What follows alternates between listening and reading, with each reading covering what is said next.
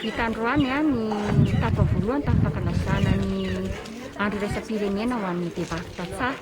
Dia vita ihany koa ny fankalazana ny andro iraisam-pirenena ho amin'ny fanasana tanana izay mbola ao anatin'ny ady ho an'ny Covid-19.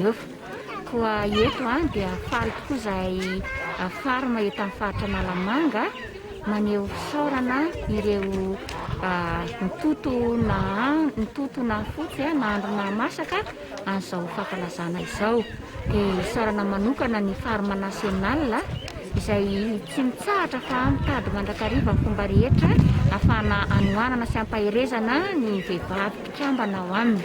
Dia isaorana manokana ihany koa ny kradoi izay tanakavanana tsy miala fa antsoina andro dia andro, antsoina alina dia alina ho an'ny farina na ahafahana nanatanteraka izao fankalazana izao.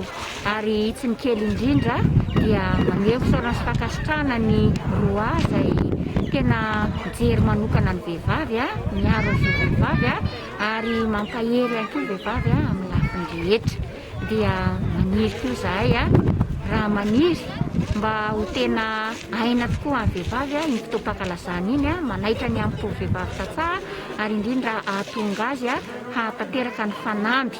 Tanteraka teto ihany koa ny fihaonana tamin'ireo manam-pahefana isan-tsokajiny izay isaorana be da be fa tafita ny hafatra izay nampitan'ireto vehivavy tantsaha ireto satria tena zava-dehibe tokoa ho aina ho an'ny vehivavy tantsaha ahafahany miatrika fiandrianana ara-tsakafo ny fananana ny tany ny masom-boly ary ny rano. Ary tena naiky moa izany ny taon'ny kominina ny amin'ny tany izay omeny ho an'ny fikambanam-behivavy. Naiky ihany koa izy amin'izay fomba rehetra ahafahany manao dia manohana amin'ny masom-boly ary eo ihany koa ny fikarakarana ny rano sy ireo fotodrafitrasa mahakasika izay rano izay.